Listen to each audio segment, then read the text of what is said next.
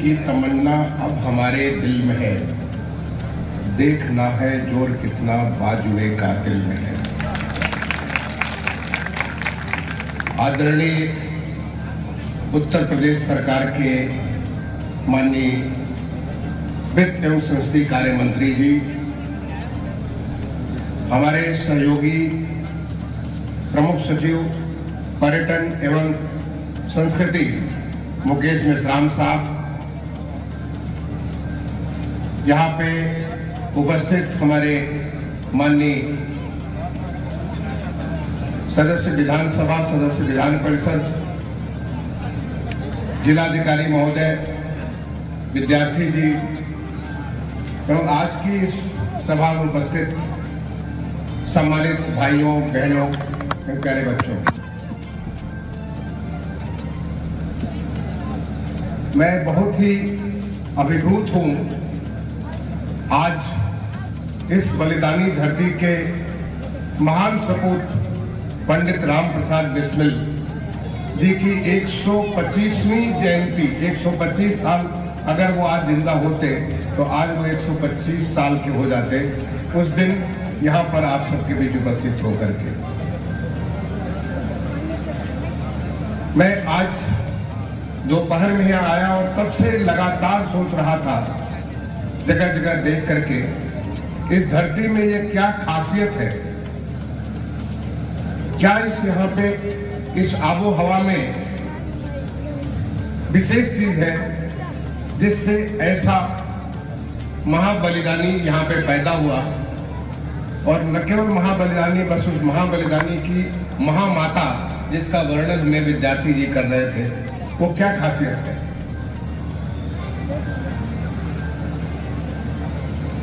इस धरती को बार बार प्रणाम करने का मन करता है, क्योंकि आज जब हम आजादी का अमृत महोत्सव बना रहे हैं, देश की आजादी का 75वां साल पूरा करने जा रहे हैं,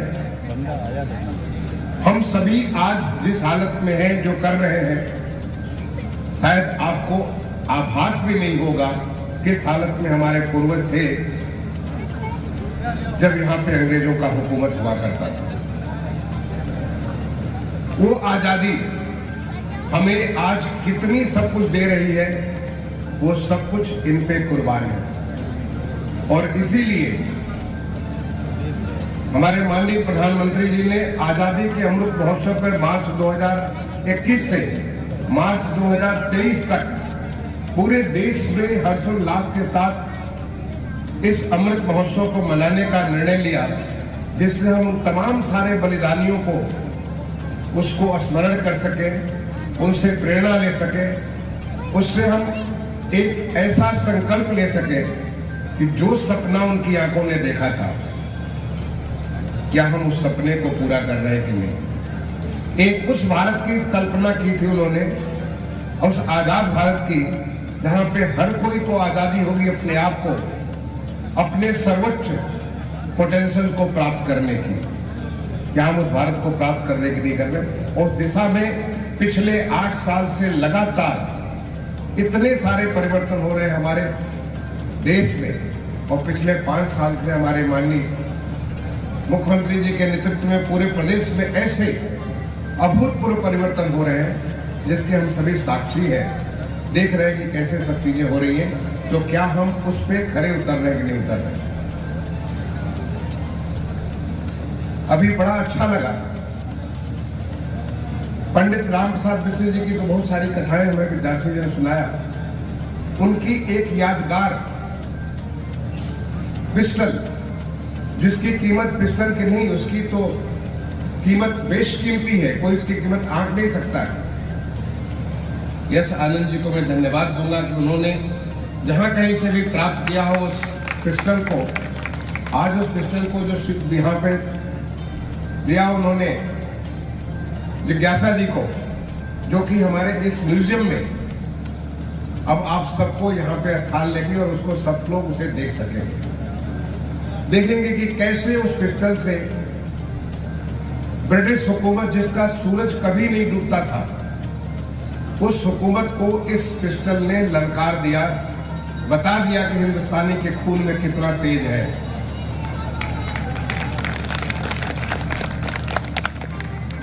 चाहे आप उसे फांसी दे दें, बट उसके पीछे इतने सारे बलिदानी खड़ा होंगे। आपने देखा यहाँ पे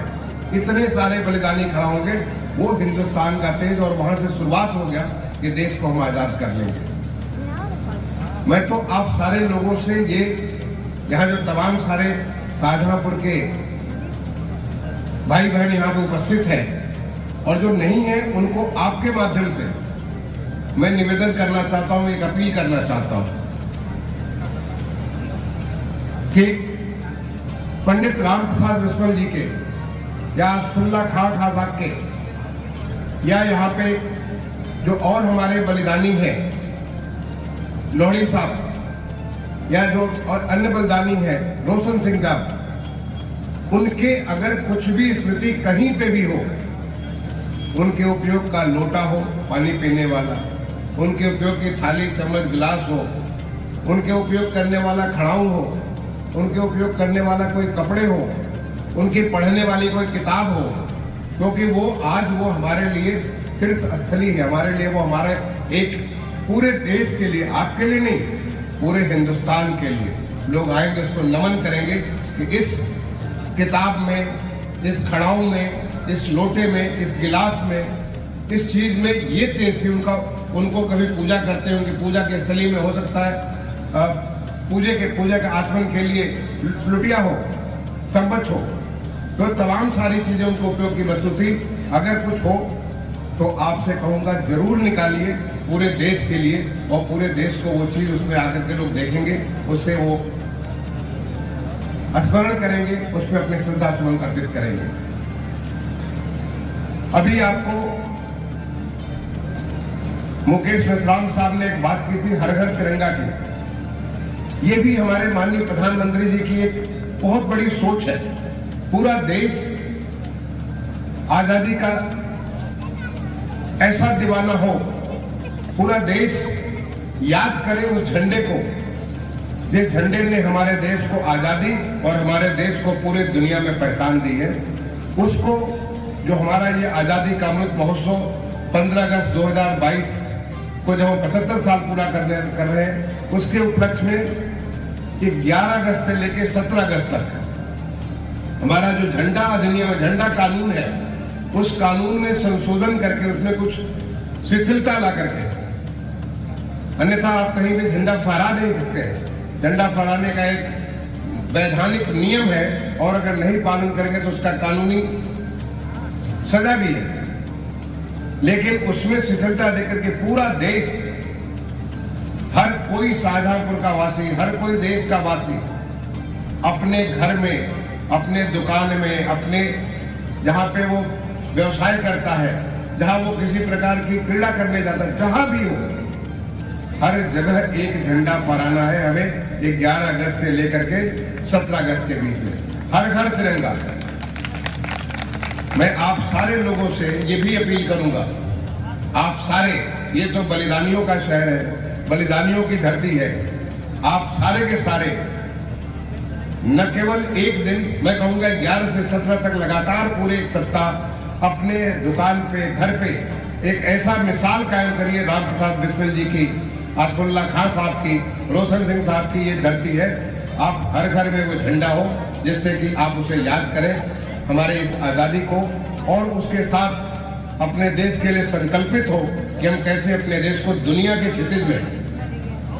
ज्यादा नहीं, 1000 साल पहले हम दुनिया के क्षेत्र में बहुत ऊपर उठने वाले सितारे थे, केवल 1000 साल में हम लोग नीचे हो गए। एक बार हम चढ़ना चालू किए, बहुत जल्दी एक बार दोबारा फिर से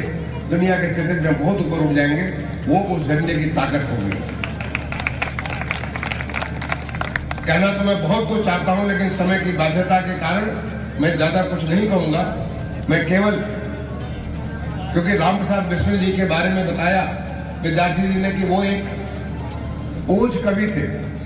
उन्होंने तमाम सारी कविताएं, तब उनकी लेखनी में आग बरसी थी। उन्होंने लोगों को, न केवल वो खुद राम प्रसाद बिस्मिल बने, बल्कि बहुतों को उन्होंने बिस्मिल बना दिया इस आजादी के लिए। केवल न केवल काकोरी का, आपने मैनपुरी का भी जिक्र किया, ऐसे तमाम सारे, दिल्ली में भी रहे, प्रदेश में अलग अलग जगह करके उन्होंने बहुत सारे लोगों को क्रांतिकारी बनाया और अपनी लेखनी की ताकत से।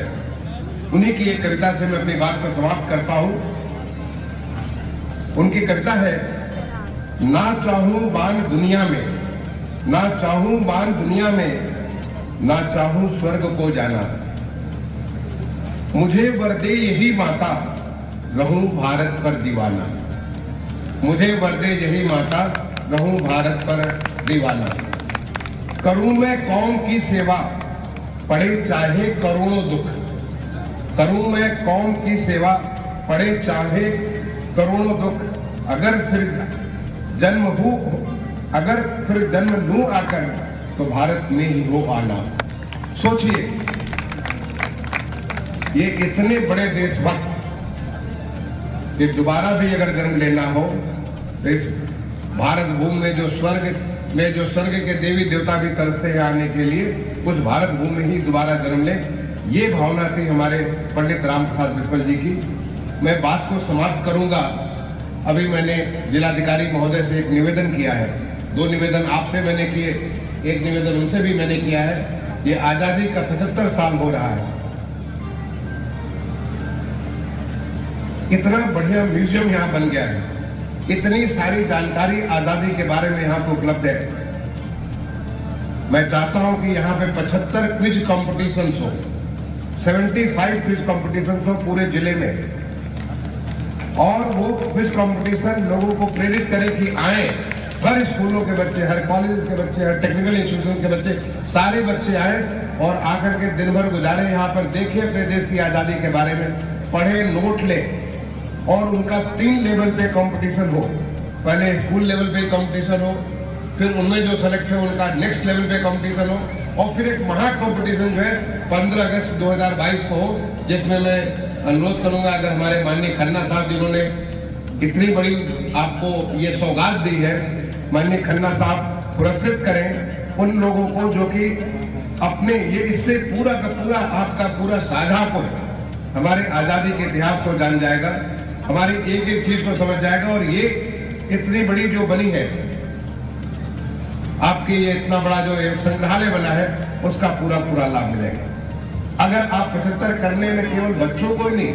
आप बड़े वर्ग का भी कंपटीशन कराएं,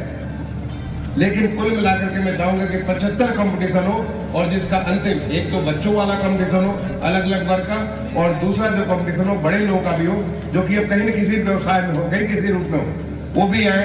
देखें, सीखें, समझें। क्योंकि जिस आजादी को हम इतनी आसानी से ले लेते हैं, वो आजादी इतनी आसान नहीं थी। उसके लिए कितने लोगों ने बलिदान दिया, कितने लोगों ने अपना सब कुछ सर्वस्व में न्यौछावर किया, तब जाकर के हम लोग इतने आराम से एक स्वतंत्र भारत में ऐसी जिंदगी जी रहे हैं। तो भी मैं इस निवेदन के साथ एक बार दोबारा पंडित राम प्रसाद बिस्मिल जी को अपने श्रद्धा सुमन अर्पित करते हुए, और उस बलिदानी धरती के आप सारे लोगों को अभिनंदन करते हुए, प्रणाम करते हुए अपनी वाणी को विराम दूंगा। धन्यवाद। जय हिंद।